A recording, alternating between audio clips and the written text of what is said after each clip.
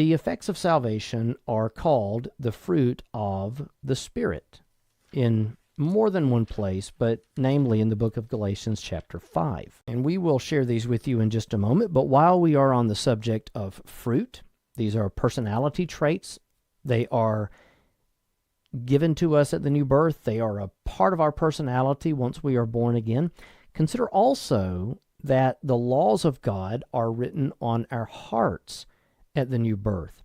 This indicates a moral and ethical change occurs when a person is regenerated. We're not the same after the new birth as before. That would be the error of non-effectualism, that is, that the new birth makes no effect on a person. Sometimes in the old days that was called hollow log doctrine, as proponents of that error claimed the Holy Spirit was like a rabbit running through a hollow log.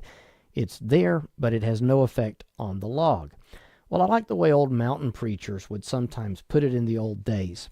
They would say that grace in the heart is a lot like putting oil in a gourd.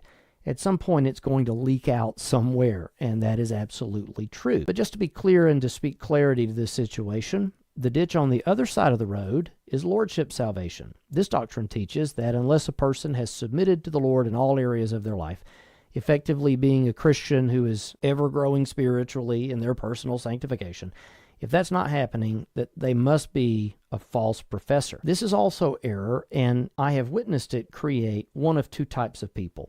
To the person that knows their own sinfulness, how sinful we really are, this robs them of their assurance and their peace and creates much fear and depression. To the other type of person, they believe that they really are more holy than other people, and they become smug Pharisees, suspicious of anyone they perceive as less holy than their present personal standard of sanctification. But the fact of the matter is, the new birth makes a real permanent change in a person. At the same time, we're not automatically super saints, and we can ruin our lives by sin, something that we continue to struggle with each and every day of our lives. So, returning to the thought of the fruit of the Spirit from Galatians chapter 5, what are those? Love, joy, peace, long-suffering, gentleness, goodness, faith, meekness, temperance. All of those are fruit of the Spirit and character attributes. If the Holy Spirit in our life was a tree, those are the fruits that would hang on the limb, as it were.